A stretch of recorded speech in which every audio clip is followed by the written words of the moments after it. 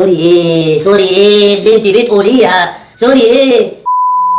ازيكم عاملين ايه؟ اهلا وسهلا بيكم في مملكه سامو. زي ما قلت لك انت دخلت المملكه بمزاجك، هتخرج منها بمزاجك، بس قبل ما تخرج من المملكه ما تنساش تعمل لايك شير سبسكرايب، فعل زر الجرس عشان يوصلك كل جديد.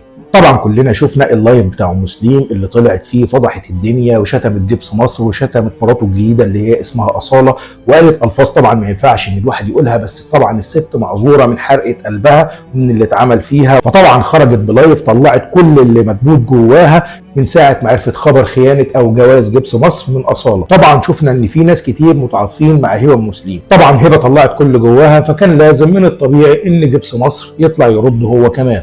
والله العظيم انا مكسوف انا بعمل فيديو زي ده وفي نص هدومي وعارف ان اللايف اللي هي عملته ده ملوش اي 60 لازمه. طب لما هو الموضوع يا جبس ملوش اي 30 لازمه، انت طالع ترد ليه دلوقتي؟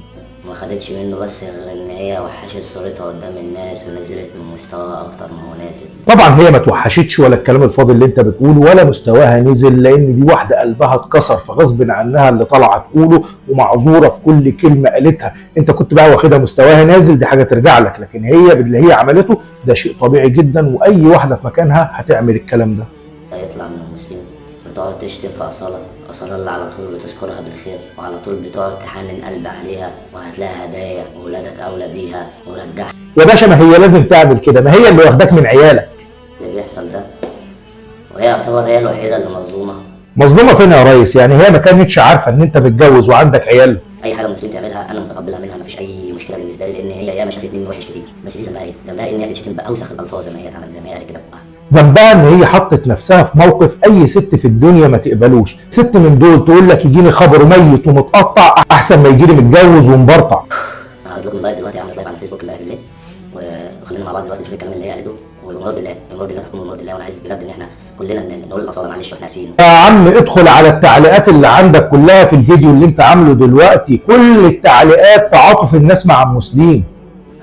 انا عايز اقول لكم كلها بقى صح، معلش انا عارف ان الموقف اللي انت محطوطه فيه، ولا انت كنت عايزه السوشيال ميديا ولا تعرضي حياتنا اصلا على السوشيال ميديا، بس انا مش عارف اقعد ازاي دلوقتي بتاع. تاني القصه الحمضانه هتطلع تقول برضه ان هي ملهاش في السوشيال ميديا وما كانتش عايزه شهره. امال ال 100 فيديو اللي انت مصورهم معاها دول ايه بالظبط؟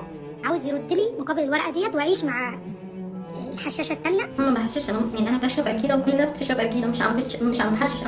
انا مصر كلها والدنيا كلها وستات كلها بتأجل، ده مش حشيش يعتبر. لا بعد اذنك مالكيش دعوه بكل ستات مصر، مش كل ستات مصر بيشربوا شيشه وبيأرجلوا، اذا كنت انت بتأرجلي دي حاجه ترجع لك، في ستات كتير في مصر لو شربوا ميه ساقعه بيدوخوا.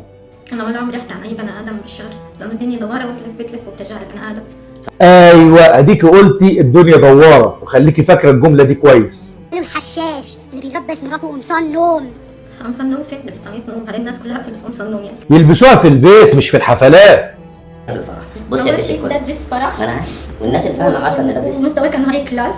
ايوه طبعا الناس البيئه اللي زيك يا مسلم وزي حالاتي برضو ما يفهموش في الهاي كلاس. وانا مش لابسه قميص نوم، كل الناس كانت في الافراح هيك بتكون وهيك بتلبس، وانا مش لابسه قميص نوم ابدا.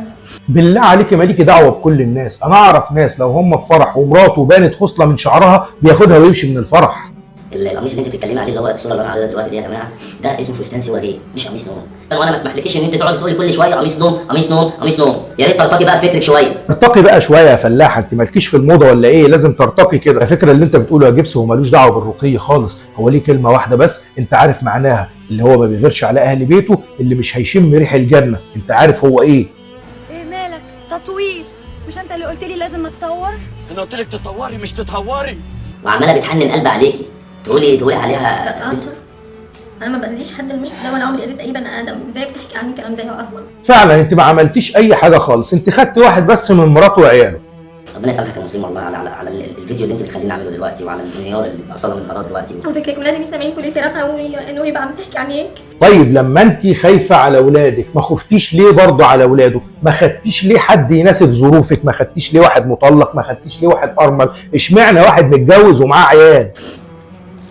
خلاص معلش بقى طيب ايه بقى ايه لا كمل لسه ما كملناش 8 دقايق عشان الاعلانات بس تبقى كتير على الفيديو يا جبس.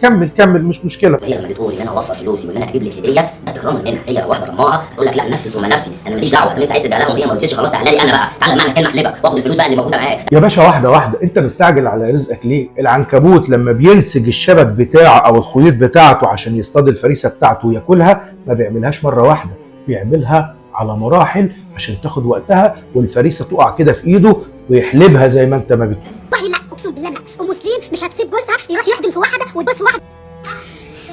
سوري ايه اللي انت بتقوليها؟ سوري ايه؟ خليكم انتم مستمرين في الفضايح اللي انتم عاملينها دي، مش عارف هتوصلوا بيها لغايه فين. ربنا يعدي ال 60 70 سنه دول على خير. السلام عليكم.